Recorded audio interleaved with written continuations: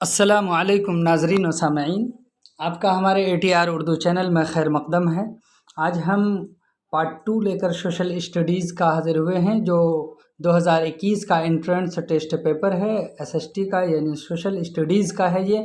इसका पार्ट 2 आप अभी देखेंगे कि इसमें किस तरह के कौन कौन से क्वेश्चन पूछे गए हैं। आइए हम देखते हैं। इसमें पहला क्वेश्चन पूछा गया है, यानी सवाल नंबर 51 है। पूछा जा रहा है कि मार्टिन लूथर का ताल्लुक़ किस मुल्क से है। तो इसका सही जवाब है ऑप्शन बी, जर्मनी से है मार्टिन लूथर का ताल्लुक़। चलिए, इसके बाद है कि दूसरा सवाल पूछा जा रहा है कि 52 नंबर है सवाल नंबर। इसमें पूछा जा रहा है, तारीख़ किसी मुल्क की याददाश्त होती है। इंग्लिश में लिखा है history is the memory of a nation. ये कौल किसका है, यानी ये बात किसने कही है। तो इसका सही जवाब है ऑप्शन सी, थॉमस स्वेल ने कहा है। चलिए, सवाल नंबर 53 है आपके सामने कि यूरोप के किस मुल्क से सबसे पहले सनअती इनकलाब शुरू हुआ, यानी इंडस्ट्रियल रिवॉल्यूशन किस मुल्क से शुरू हुआ है। तो इसका सही जवाब है ऑप्शन डी, ब्रिटेन से शुरू हुआ है। चलिए, सवाल नंबर 54 है आपके सामने कि इंडियन नेशनल कांग्रेस के सबसे कम उम्र सदर कौन थे। सबसे कम उम्र सदर कौन थे इंडियन नेशनल कांग्रेस के। तो इसका सही जवाब, यानी 54 का सही जवाब है ऑप्शन डी, मौलाना अबुल कलाम आज़ाद थे। सवाल नंबर 55 है कि वर्नाकुलर प्रेस एक्ट 1878 किस गवर्नर जनरल के दौर में मंजूर हुआ। ये वर्नाकुलर एक्ट है, ये किस गवर्नर जनरल के दौर में मंजूर हुआ है। तो इसका सही जवाब आपको बताना है कि इसका सही जवाब ऑप्शन बी, लॉर्ड लिटन। चलिए, सवाल नंबर 56 है। यहाँ पर डॉट डॉट पहले दिया हुआ है, उसके बाद है पर अपनी फतह की याद में मुग़ल बादशाह अकबर ने फतेहपुर सीकरी में बुलंद दरवाज़ा की तामीर की। यानी बुलंद दरवाज़ा बनाया था। कौन से ऐसे जगह को ये उस वक्त जीत लिया था, फतह किया था अकबर ने। तो इसका सही जवाब है ऑप्शन ए, यानी गुजरात को जीता था तो इन्होंने बनाया था। तो अब यहाँ पर कह सकते हैं कि यानी गुजरात पर अपनी फ़तह की याद में मुग़ल बादशाह अकबर ने फतेहपुर सीकरी में बुलंद दरवाज़ा की तामीर की थी। सवाल नंबर 57 है कि मशहूर वारंगल किला यानी वारंगल फोर्ट का ताल्लुक़ दर्ज झैल में से किस सल्तनत से है। तो ये सल्तनत का नाम बताना है। तो इसका सही जवाब है ऑप्शन ए, काकतिया से इसका ताल्लुक़ है। चलिए, सवाल नंबर 58 है। बरतानिया की फ्रांस और स्पेन के साथ यानी बैटल ऑफ ट्रैफेगल, यानी ट्रैफेगल की जंग कब हुई थी। यानी बरतानिया की फ्रांस के साथ, तो उसका नाम दे दिया बैटल ऑफ ट्रैफेगल। तो पूछा यही जा रहा है कि ट्रैफेगल की जंग कब हुई थी। तो इसका सही जवाब है ऑप्शन ए, 1805 ईस्वी में ट्रैफेगल की जंग हुई थी। सवाल नंबर 59 है। राजा राम मोहन राय का ताल्लुक़ किस समाज से है। तो इसका सही जवाब है ऑप्शन सी, ब्राह्मण समाज से है। चलिए, सवाल नंबर 60 है। दर्ज झैल में से किस ज़मींदारी बंदोबस्त में हर किसान जो ज़मीन जोत रहा था उसे ज़मीन का मालिक मानकर उसके साथ लगान की शर्तें की जाती थीं, और ज़मीन की आमदनी का ताल्लुक़ पैदावार की बुनियाद पर नहीं, यानी ज़मीन से क्या उपज रहा है उस बुनियाद पर नहीं किया जाता था, बल्कि ज़मीन के रकबे की बुनियाद पर किया जाता था। यानी कितनी ज़मीन है उससे जो है यानी लगान की शर्तें तय की जाती थी। यानी इसका ताल्लुक़ किस प्रथा से था, तो वो बताना है। तो ये आप हिस्ट्री का बहुत मशहूर है, इसको आप भी यानी सॉल्व करके देखें और बताएं। चलिए, सवाल नंबर 61 है। सर विलियम जोन्स ने 1784 से किस इदारे का क़याम किया। 1784 में किस इदारे का क़याम सर विलियम जोन्स ने किया है। तो 61 का सही जवाब है option B, Asiatic Society of Bengal का क़याम सर विलियम जोन्स ने किया था। सवाल नंबर 62 है। यानी पेट्स इंडिया एक्ट कब मंजूर हुआ। तो इसका सही जवाब है ऑप्शन सी, 1784 ईस्वी में। सवाल नंबर 63 है वुड डिस्पैच यानी वुड मुरासला के ज़रिए हिंदुस्तान में अपनाई जाने वाली तालीमी पॉलिसी का खाका कब पेश किया गया था? यानी वुड डिस्पैच का के लिए तालीमी पॉलिसी के लिए उन्होंने कब ये खाका पेश किया था? तो इसका सही जवाब है 63 का ऑप्शन डी, यानी 1854 ईस्वी में खाका पेश किया गया था तालीमी पॉलिसी का। सवाल नंबर 64 है, वुलर झील यानी वुलर लेक किस सूबा में वाक़ है? ये झील किस सूबे में है हिंदुस्तान के? तो ये 64 का सही जवाब है ऑप्शन डी, जम्मू और कश्मीर में वाक़ है। चलिए सवाल नंबर आपके सामने 65 है।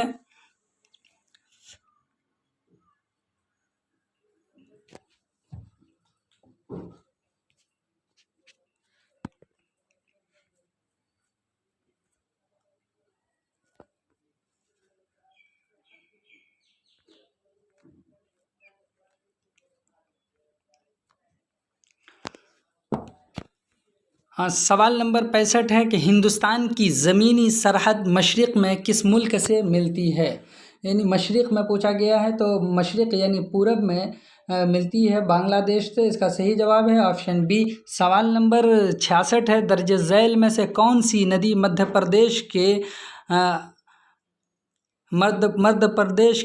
अमरकंटक पहाड़ों से निकलती है? अमरकंटक पहाड़ों से कौन सी नदी निकलती है? तो इसका यानी 66 का सही जवाब है ऑप्शन ए, नर्मदा नदी से निकलती है। सवाल नंबर 67 है, मौजूदा वक्त में किस मुकाम पर दुनिया की सबसे ज़्यादा बारिश होती है?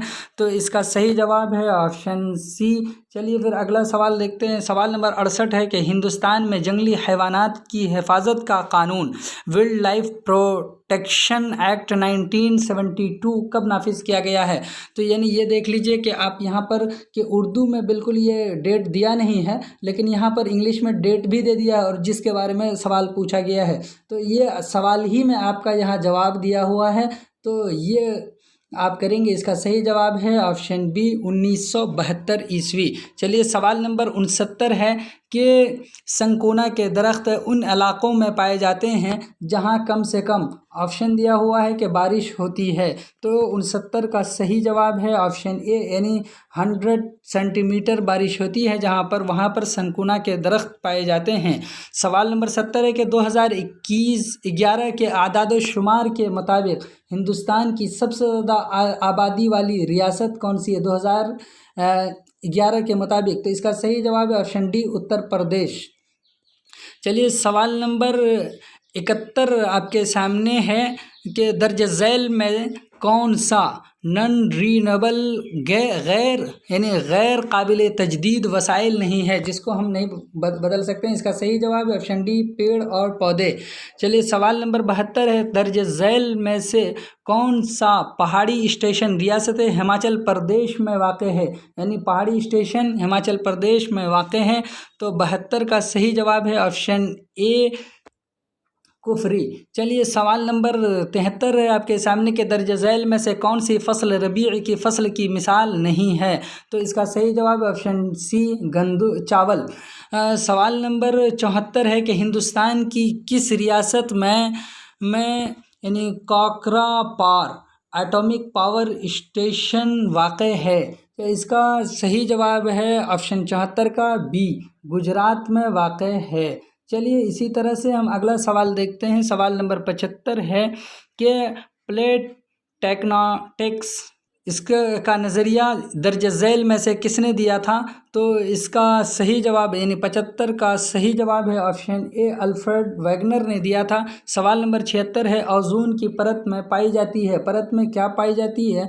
तो इसका सही जवाब है ऑप्शन डी। चलिए सवाल नंबर 77 है, तालीम को किस साल रियासती फहरिस्त स्टेट लिस्ट से हटाकर मुश्तरका फहरिस्त कॉन्करेंट लिस्ट में रखा गया? तो इसका 77 का सही जवाब है ऑप्शन सी, 1976 ईस्वी में। सवाल नंबर 78 है, हिंदुस्तान में RTE right to education act कब नाफिज किया गया? इसका सही जवाब है ऑप्शन सी, 1 अप्रैल 2010। 79 है, सदर जमहूरिया प्रेसिडेंट ऑफ इंडिया के ज़रिए राज्यसभा में कितने अरकान मेंबर्स को नामज़द किया जाता है? सदर जमहूरिया के ज़रिए नामज़द कितने के अरकान को किया जाता है? तो इसका सही जवाब है ऑप्शन बी, यानी 12 अरकान को सदर जमहूरिया नामज़द कर सकते हैं, करते हैं। सवाल नंबर 80 है तमहीद यानी प्रियम्बल को आईन हिंद कॉन्स्टिट्यूशन ऑफ इंडिया का शनाख्ती कार्ड किसने कहा है, यानी आइडेंटिटी कार्ड किसने कहा है? तो इसका सही जवाब है ऑप्शन सी। चलिए सवाल नंबर 81 है आईन हिंद यानी कॉन्स्टिट्यूशन ऑफ इंडिया की किस दफ़ा आर्टिकल के तहत हिंदुस्तान के सुप्रीम कोर्ट को कायम किया गया है? तो इसका सही जवाब आपको बताना है। सवाल नंबर 81 का सही जवाब है ऑप्शन बी, ए दफ़ा 124। सवाल नंबर 82 है कौमी कमीशन बराए पसमानदा तबक़ात National Commission for Backward Classes किस साल कायम किया गया? तो 82 का सही जवाब है ऑप्शन डी, यानी 1993 ईस्वी में कायम किया गया। सवाल नंबर 84 है हिंदुस्तान के आईन में कितने बुनियादी फ़राइज़ हैं? कितने बुनियादी फ़राइज़ हैं? तो सवाल नंबर 84 का सही जवाब है बी कि 11 हैं। तो सवाल नंबर 83 रह गया। तो 83 में पूछा गया हिंदुस्तान में पहली म्यूनसिपल कॉरपोरेशन यानी म्यूनसिपल कॉरपोरेशन कहाँ कायम की गई थी? तो इसका सही जवाब है ऑप्शन ए, मद्रास में कायम की गई थी। चलिए अब देखते हैं सवाल नंबर 85। सवाल नंबर 85 है कि आईन हिंद की कौन सी दफ़ा आर्टिकल में बैनुल अक़वामी अमन व सलामती फ़रोग़ ये है क्या है protection of international peace and security से मुताल्लिक़ है? कौन सी दफ़ा ऐसी है जो पीस एंड सिक्योरिटी से मुताल्लिक़ है? तो 85 का सही जवाब है ऑप्शन सी, दफ़ा यानी आर्टिकल 51। चलिए सवाल नंबर 86 है 17वें लोकसभा इंतखाब किस साल हुआ?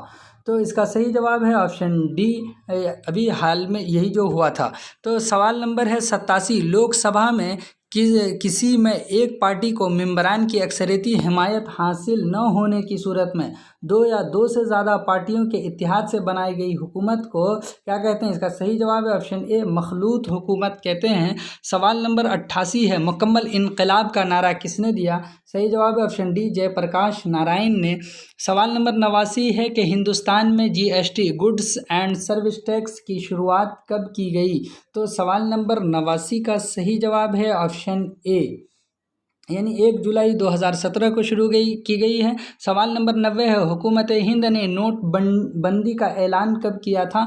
सवाल नंबर 90 का सही जवाब है ऑप्शन बी, 8 नवंबर 2016 को शुरू किया गया है। सवाल नंबर 91 है कि ISO यानी इंटरनेशनल स्टैंडर्ड ऑर्गेनाइजेशन का हेड ऑफिस किस शहर में है? तो इसका सही जवाब ऑप्शन डी, जेनेवा में है। चलिए सवाल नंबर 92 है कि हिंदुस्तान में आलमगीरियत ग्लोबलाइजेशन के अमल की शुरुआत कब हुई? तो 92 का सही जवाब ऑप्शन सी है, 1991 ईस्वी में हुई। 93 का क्वेश्चन नंबर है जिसमें पूछा जा रहा है कि किसने कहा माशियात इंसानी फलाह व बहबूद की साइंस है? इसको आप भी तलाश कर सकते हैं और ये बहुत आसान है। सही जवाब है ऑप्शन ए, एडम स्मिथ है। सवाल नंबर 94 है कुल्ली माशियात माइक्रो इकोनॉमिक्स में किसका मुताला किया जाता है? इसका सही जवाब है ऑप्शन डी, इनमें से सभी का, कौमी आमदनी, मुकम्मल रोज़गार, कुल पैदावार का। सवाल नंबर 95 है कि हिंदुस्तान में प्लानिंग कमीशन का क़याम कब अमल में आया? तो इसका सही जवाब यानी 95 का सही जवाब है ऑप्शन ए, 15 मार्च 1990 ईस्वी को इसका क़याम अमल में आया है। सवाल नंबर 96 है हिंदुस्तान में किस तरह का मुआशी निज़ाम इकोनॉमिक सिस्टम है हिंदुस्तान में? तो इसका सही जवाब है ऑप्शन सी, मखलूत मिक्स्ड मुआशी निज़ाम है। सवाल नंबर 97 एक समाजवादी मुआशी निज़ाम में दर्ज झैल में से किस पर ज़ोर ज़्यादा दिया जाता है? किस पर यहाँ पर ज़्यादा जोर दिया जाता है? 97 का सही जवाब है ऑप्शन डी, अवामी मिल्कियत और अवामी बहबूद पर जोर दिया जाता है। सवाल नंबर 98 है किसी मुल्क की तरक्की आमतौर पर मुतय्यन होती है, किस बात पर मुतय्यन होती है? तो इसका सही जवाब है तरक्की आमतौर पर मुतय्यन होती है इन सारी चीज़ों का होना ज़रूरी है, लेकिन ज़्यादातर है कि इसका सही जवाब है ऑप्शन ए यानी पर कैपिटा इनकम पर। चलिए सवाल नंबर 99 है कि हिंदुस्तान में कागज़ का नोट पेपर करेंसी कौन जारी करता है। इसका सही जवाब है ऑप्शन ए RBI। सवाल नंबर 100 आपके सामने है कि बैंक दर्ज झैल में से किस शरह पर RBI से कोई रकम कर्ज लेते हैं। इसका सही जवाब है ऑप्शन बी रेपो रेट पर लेते हैं। आपको ये वीडियो कैसी लगी कमेंट करके बताएं और आपने आंसर मिलाए होंगे। चलिए सबसे पहले हमारे वीडियो देखने के लिए हमारे चैनल को सब्सक्राइब करें। फिर मिलते हैं अगले वीडियो में, तब तक के लिए खुदा हाफिज़, अस्सलामु अलैकुम।